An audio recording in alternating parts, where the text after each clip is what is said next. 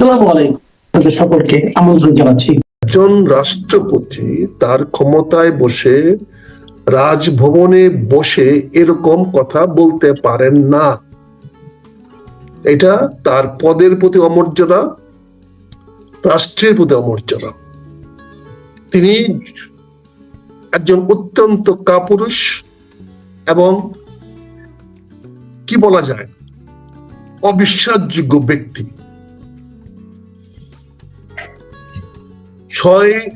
5ই আগস্টে বিপ্লবোত্তর যে সরকার হয়েছে, যেখানে তৎকালীন প্রধানমন্ত্রী শেখ হাসিনা ক্ষমতা ছেড়ে চলে যেতে হয়েছিল, তাকে কি কিন্তু প্রোটেকশন দেওয়ার দায়িত্ব ছিল রাষ্ট্রপতির। রাষ্ট্রপতি কিন্তু সংবিধানকে মান্য করে চলবেন বলে শপথ নিয়েছিলেন। যে বিপ্লবের কারণে শেখ হাসিনাকে ক্ষমতা ছেড়ে চলে যেতে হয়,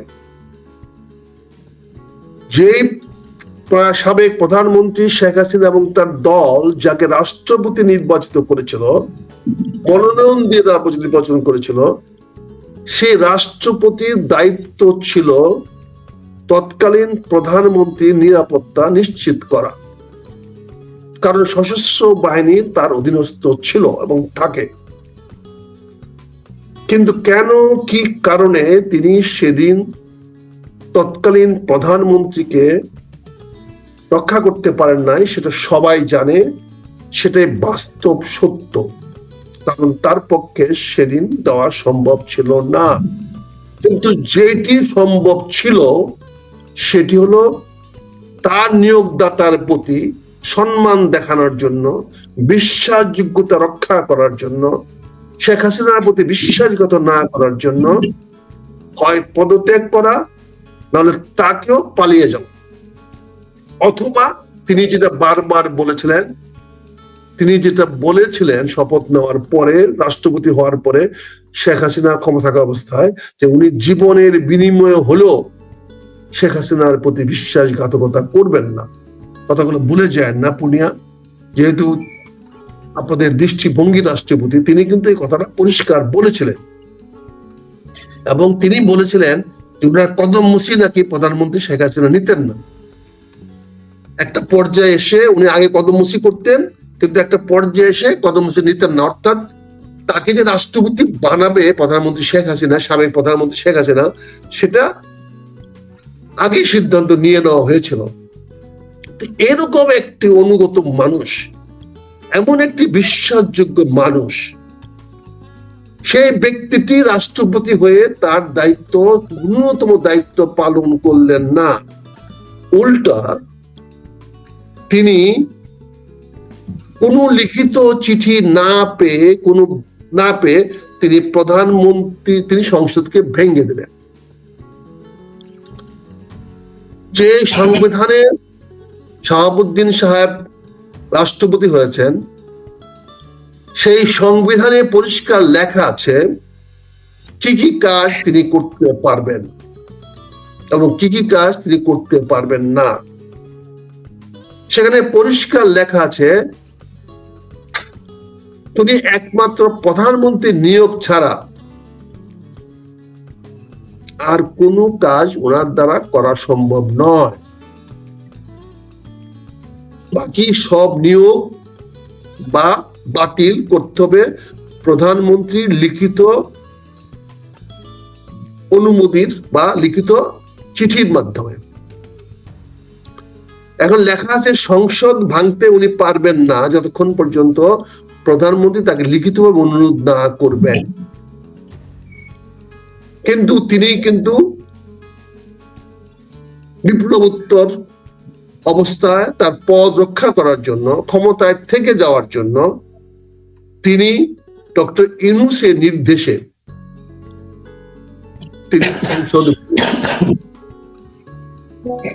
তখন তিনি কেন বললেন না যে আমি তো সাবেক প্রধানমন্ত্রী শেখ হাসিনার কাছ থেকে কোন রকম লিখিত চিঠি পাই নাই, আমি কি করে সংসদ ভাঙবো? এই কথাটা বলার মতো সততা তার ছিল না, তিনি সেটা করেন নাই। তারপরেও তার নামে বলা হয়েছে তিনি একটা চিঠি পাঠিয়েছেন, উনি একটা চিঠি পেয়েছেন সুপ্রিম কোর্ট থেকে, মাননীয় সুপ্রিম কোর্ট। উনি আর্টিকেল 106 অধীনে ডক্ট্রিনের আওতায় ডক্টর ইউনূসকে শপথ করাইতে বলেছেন। জাতি জানে এই ধরনের কোন সিদ্ধান্ত বাংলাদেশ সুপ্রিম কোর্ট দেয় নাই, কারণ ওই সময় সুপ্রিম কোর্টের কোন বিচারপতি সুপ্রিম কোর্টে ছিলেন না।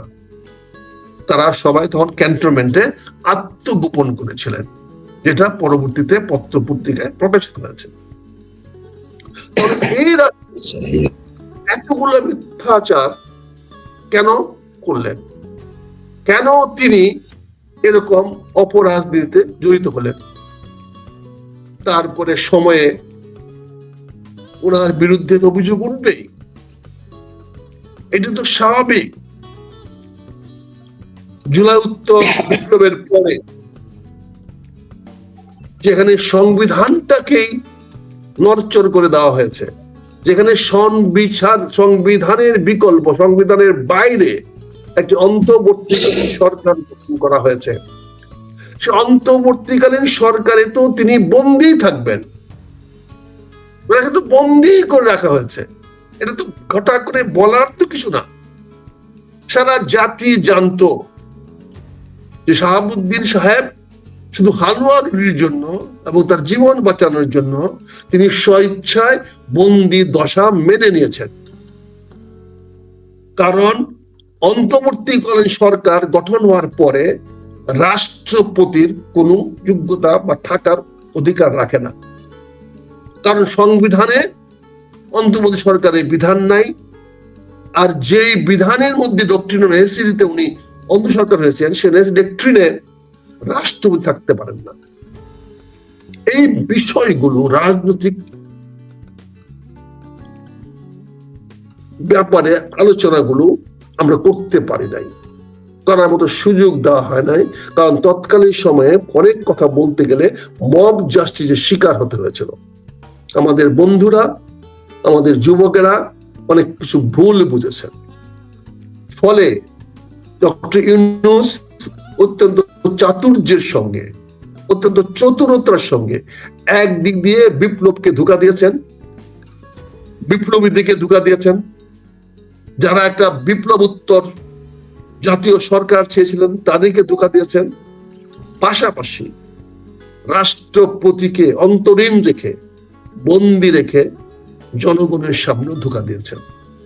রাষ্ট্রপতি কোনো ফাংশনাল ছিল না। রাষ্ট্রপতি ইন্টারভিউতে বলেছে 133টা অধ্যাদেশ জারি করা হয়েছে। রাষ্ট্রপতির দস্তখত ছাড়া কোনো অধ্যাদেশ জারি হতে পারে না, কিন্তু এই অধ্যাদেশগুলো বেশিরভাগই রাষ্ট্রপতির দস্তখত ছাড়া জারি করা হয়েছে। তাহলে তিনি বন্দী অবস্থায় যেগুলো দস্তখত করেছেন সেইগুলা বৈধতা উনি কেন দিলেন? উনি যে গ্রেফতার ছিলেন, উনি যে অন্তরীণ ছিলেন, বন্দী ছিলেন, এটা তো বলার অপেক্ষা রাখে না।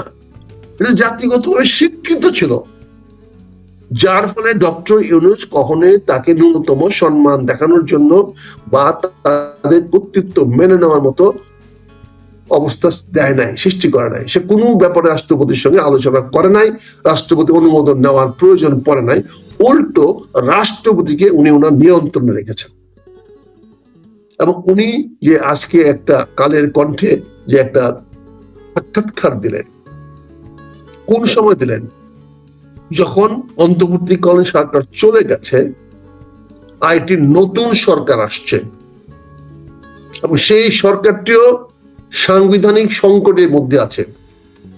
সেই সরকারটি সাংবিধানিকভাবে নির্বাচিত হয় নাই, সেই সরকার নির্বাচিত হয়েছে ঐক্যমত কমিশনের জাতীয় ঐক্যের ভিত্তিতে।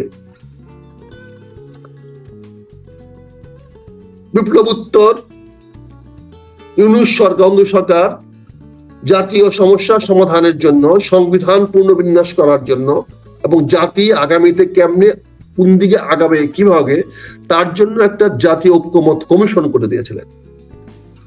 সে ঐক্যমত কমিশন দীর্ঘ 7-8 মাস কয়েকবার সময় বর্ধিত করে ডক্টর আলী রিয়াজের নেতৃত্বে বা হেডমাস্টারিতে এই দেশের ব্যাংকরাপ্টস পলিটিক্যাল পার্টিগুলা, রাজনৈতিক দলগুলো দিনের পর দিন সেখানে গিয়ে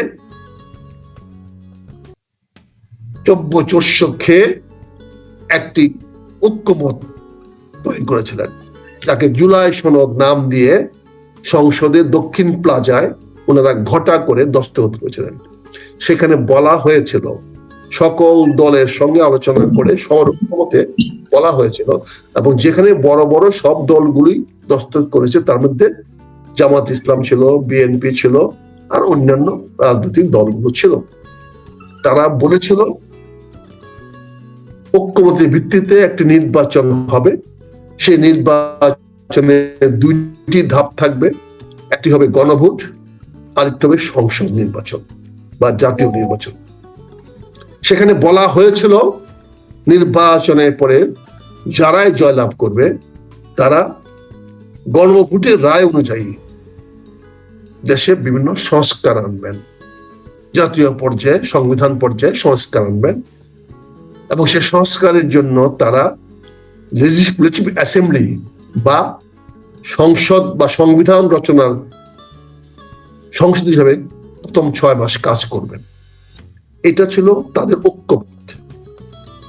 অন্যান্য বিষয়ে অনেক দলের নোট অফ ডিসেন্ট ছিল, আমি সেইটা নিয়ে আলোচনা করছি না, কিন্তু এখানে ঐক্যমত তৈরি হয়েছিল যে ঐক্যমতের ভিত্তিতে নির্বাচনটা প্রতিষ্ঠিত হয়। এই নির্বাচনটি বাংলাদেশের বিদ্যমান সংবিধানের অধীনে হয় নাই, কারণ বিদ্যমান সংবিধান অনুযায়ী নির্বাচন হওয়ার সুযোগ ছিল না। এই বিদ্যমান সংবিধান ফলো করতে হলে এখানে রাজনৈতিক শূন্যতা হয় নাই, সাংবিধানিক শূন্যতা হয় নাই, সংসদ শূন্যতা হয় নাই, সরকারের কোনো শূন্যতা হয় নাই। তাহলে একটা নির্বাচনের কোনো প্রয়োজন ছিল না। তারপরেও আরো মজার জিনিস হলো যে রাজনৈতিক শূন্যতার কারণে সুপ্রিম কোর্টের তথাকথিত ভার্ডিক্ট নিয়ে যে ন্যাশনাল ডক্ট্রিন হিসাবে অন্তর্বর্তীকালীন সরকার গঠন করা হয়েছিল, তারা শপথ নিয়েছে, কিন্তু আজ পর্যন্ত, আজ 24শে ফেব্রুয়ারি, এখন পর্যন্ত ওই অন্তর্বর্তী সরকার পদত্যাগ করেছে কিনা এরকম কোন রেকর্ড আমাদের কাছে নাই, এমন কোন তথ্য কারো কাছে নাই। ওই সরকার কি পদত্যাগ করে নতুন সরকারের কাছে দায়িত্ব বুঝিয়ে দিয়েছে বা নতুন সরকার গঠিত ওই শূন্য স্থানে গঠিত হয়েছে, এরকম কোন তথ্য প্রমাণ আমাদের কাছে কারো কাছে নাই। তাহলে বর্তমানে এই সরকারের বৈধতা কি? একদিক দিয়ে বর্তমান সরকার নিজে অস্বীকার করেছেন, বর্তমান সংসদ সদস্যগণ গণভোটের রায়কে প্রত্যাহার করেছেন, গণভোটের রায়কে অমান্য করেছেন। গণভোটের যেখানে বলা ছিল, যেখানে ঐক্যমতে আসা হয়েছিল যে তারা ঐক্যমতের ভিত্তিতে 2টি হলফনামা বা শপথ দস্তখত করবেন, একটি হলো ঐক্যমতের ভিত্তিতে যে সংস্কার আনা হবে সেই সংস্কারের জন্য, আরেকটি হলো সংবিধানে লেখা আছে সংসদ হিসেবে যে শপথ নিতে হবে সেটি। অর্থাৎ সংবিধানকেও ঐক্যমতের অধীনে আনা হয়েছে। ঐক্যমত কমিশনের বা জুলাই সনদকে সংবিধানের উপরে নিয়ে যাওয়া হয়েছে। অর্থাৎ আমাদেরকে প্রথমে জুলাই সনদ মান্য করতে হবে, জুলাই সনদ মান্য করে সংবিধান সংযোজন বা সংবিধানের ধারাবাহিকতা বা ধারা করতে হবে। সেখানে যদি কোনো অসামঞ্জস্যপূর্ণ হয়, অসামঞ্জস্য থাকে, তাহলে সেটা জুলাই সনদের ভিত্তিতে সিদ্ধান্ত হবে। কিন্তু আজকের সরকার জনগণের কাছে যে ওয়াদা করেছিলেন, যে হা ভোট দিতে বলেছিলেন, সে হা ভোটের সঙ্গে তারা প্রতারণা করছেন, প্রবঞ্চনা করছেন। আজকে মহামান্য রাষ্ট্রপতি বলেছেন যে তাকে বন্দী করে রাখা হয়েছিল।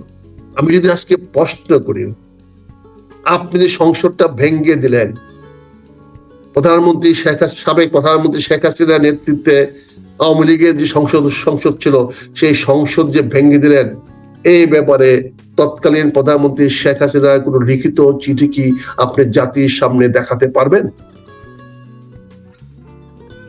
যদি দেখাতে পারেন ভালো কথা, ভেরি গুড, কোনো সমস্যা নাই। আর যদি দেখাতে না পারেন, তাহলে আপনার বিরুদ্ধে কেন বিশ্বাসঘাতকতার অভিযোগ আনা যাবে না? কেন রাষ্ট্রকে ক্ষমতা বহির্গতভাবে, সংবিধানকে বহির্গতভাবে আপনি প্রয়োগ করে আপনি সংসদ ভেঙে দিলেন? এটা কি অবৈধ কার্যকলাপ হয় নাই? সংসদ যখন অবৈধ ভেঙে দিতে পারেন আপনি, তাহলে আপনার সকল কার্যকলাপ, পরবর্তী যত কার্যকলাপ হয়েছে সেগুলো অবৈধ হবে। কারণ যদি সংবিধান মোতাবেক আপনার রাষ্ট্রপতি ফাংশন কাজ করতে হয়, তাহলে সংবিধান আপনাকে প্রধানমন্ত্রীর লিখিত আবেদন ছাড়া, অনুরোধ ছাড়া আপনি রাষ্ট্রপতি কখনোই সংসদ ভাঙতে পারেন না। কাজেই যদি তিনি সাবেক প্রধানমন্ত্রী শেখ হাসিনা লিখিত কোনো দলিল দেখাতে না পারেন, উনি আগেও বলেছেন, মহামান্য রাষ্ট্রপতি বলেছেন ওনার কাছে শেখ হাসিনার লিখিত কোনো চিঠির কপি নাই, এটা জাতির সামনে আসছে, উনি ওইটা প্রেসে বলেছিলেন।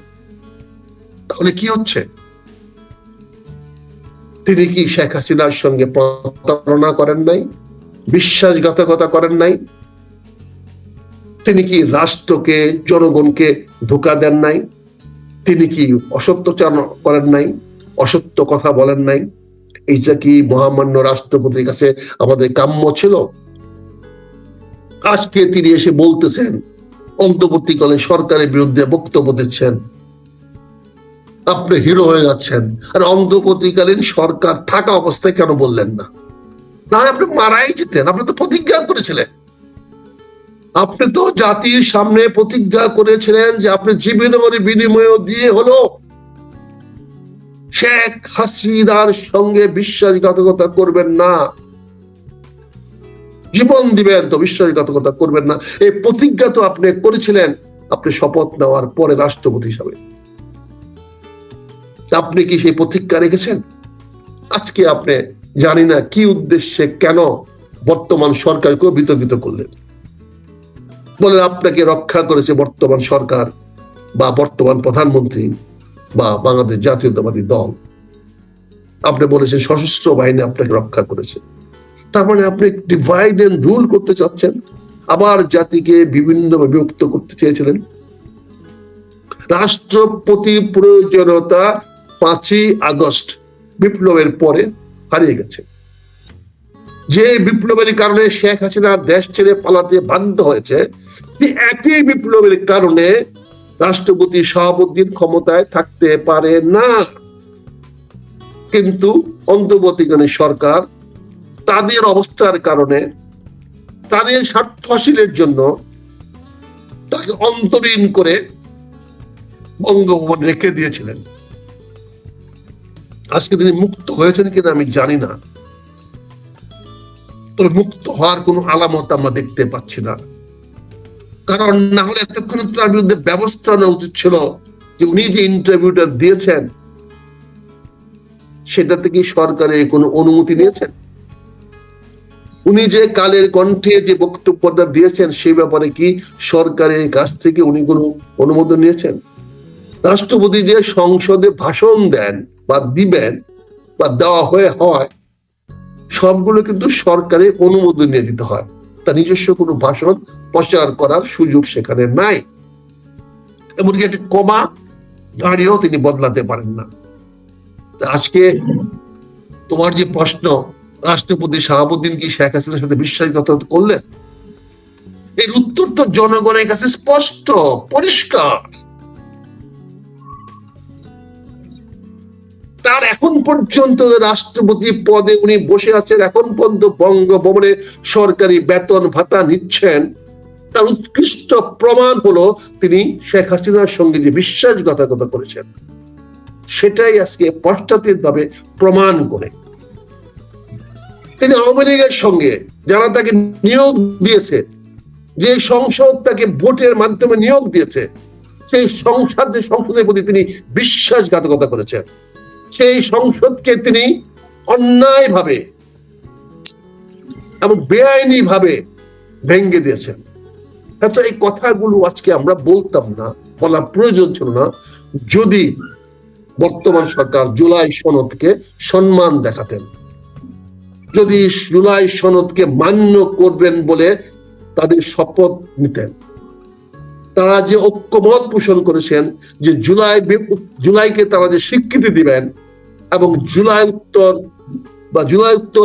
জুলাই বিপ্লবের ধ্যান ধারণা চেতনাকে ধারণ করবেন, এবং যে জুলাই সনদ ওনারা স্বপ্রণোদিত হয়ে দস্তখত করেছেন উইথ নোট অফ ডিসেন্ট সহ, সেটি তারা বাস্তবায়ন করার অঙ্গীকার জনগণের সামনে করবেন। কিন্তু আজকে দুর্ভাগ্যজনক, দুঃখজনক, অত্যন্ত হতাশার সঙ্গে বলতে হচ্ছে, একটি বৃহৎ রাজনৈতিক দল তাদের অঙ্গীকার ভঙ্গ করে জুলাই সনদের সঙ্গে, জনগণের সঙ্গে, বিপ্লবের সঙ্গে, 2000 শহীদের সঙ্গে, 20,000 আহত জুলাই যোদ্ধাদের সঙ্গে বিশ্বাসঘাতকতা করা হলো, প্রবঞ্চনা করা হলো। কাজে এই বিষয়গুলোকে আমরা তো এত সহজে নিতে পারি না।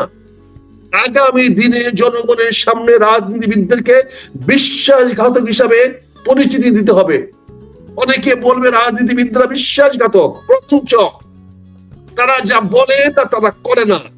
নির্বাচনের আগে তারা জনগণকে ধোঁকা দিয়ে ভোট নেয়, কিন্তু নির্বাচিত হওয়ার পরে তারা জনগণের সঙ্গে ধোঁকাবাজি করে। এদেশের সুশীল সমাজ, টিআইবি, প্রথম আলো, ডেইলি স্টার, গঙ্গরা, এইগুলি জনগণের সামনে তুলে ধরে রাজনীতিবিদদের চরিত্র হনন করবে। এই সুযোগটাই করে দিয়েছে আজকের সরকার। জি জি, একেবারে আমরা আমি মনে করি ভাই, শাহাবুদ্দিন সাহেবের অনতিবিলম্বে পদত্যাগ করা উচিত।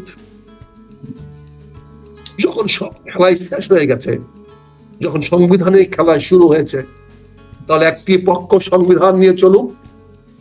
আমরা জামাত ইসলাম বলেছি, আমরা নির্বাচন মেনে নিয়েছি, আমরা এই সরকারকে কোনো কাজে বাধা দিব না, প্রতিবাদ করব। আমরা সরকারকে দৈনন্দিন কার্যকলাপে অশান্তি সৃষ্টি করব না, আমরা রাজপথ উত্তপ্ত করব না। কিন্তু কেউ যদি জুলাই সনদ দস্তখত না করার জন্য, জুলাই সনদের প্রতি যদি সম্মান না দেখানোর জন্য কোন সংক্ষিপ্ত ব্যক্তি, প্রতিষ্ঠান বা গোষ্ঠী আবার রক্ত দিতে রাস্তায় নেমে আসে, আমরা তাদেরকে সমর্থন করব। আমরা সরকারের পক্ষে থাকবো না। যদি আবারও জনের অধিকার প্রতিষ্ঠা করার জন্য রাজপথে যদি আবারও কেউ রক্ত দিতে আসে, আবার যদি বুক চেতিয়ে দাঁড়ায়, আবার যদি জনগণের অধিকার আদায়ের জন্য রাজপথ উত্তপ্ত করে, আমরা তাদেরকে বাধা দেব না। আমরা অবশ্যই তাদের সঙ্গে থাকব, তাদেরকে সাহায্য করব, সহযোগিতা করব। আমরা সরকারের পক্ষে থাকতে পারবো না। এই বক্তব্যটি আমাদের স্পষ্ট, পরিষ্কার। কাজেই জুলাই সনদকে অমান্য করে, জুলাই সনদকে অবজ্ঞা করে, জুলাই সনদকে অস্বীকার করে, জুলাই সনদ বাস্তবায়ন করা হবে এবং অঙ্গীকার না করে জনগণের প্রতি যে টিকা দেওয়া হয়েছে, আমরা এর প্রতিবাদ অব্যাহত রাখবো, যে কোনো কিছুর মূল্যের বিনিময়ে অব্যাহত রাখবো। আমরা জানি অন্যায়ের প্রতিবাদ করা আমাদের নৈতিক অধিকার। অন্যায় যেই করবেন আমরা তার বিরুদ্ধে অবশ্যই অবস্থান নিব। আমরা চাই বাংলাদেশ সুখময় হোক, শান্তিময় হোক। আমরা চাই বর্তমান সরকার 5 বছর ক্ষমতায় থাকুক। আমরা চাই তারা জনগণের কল্যাণ সাধন করুক। আমরা চাই তারা জনগণের স্বার্থে কাজ করুক, জনগণের সার্বিক কল্যাণ নিশ্চিত করুক। আমরা সমর্থন করব, নিঃস্বার্থে সমর্থন করব। জি, থ্যাংক ইউ ভাই। আমার মনে হয় যে আমরা যদি অধিকারকে অস্বীকার করে জুলাই সনদের বিরুদ্ধে যদি অবস্থান নেয়, আমরা অবশ্যই তার বিরুদ্ধে থাকবো। সবাইকে ধন্যবাদ।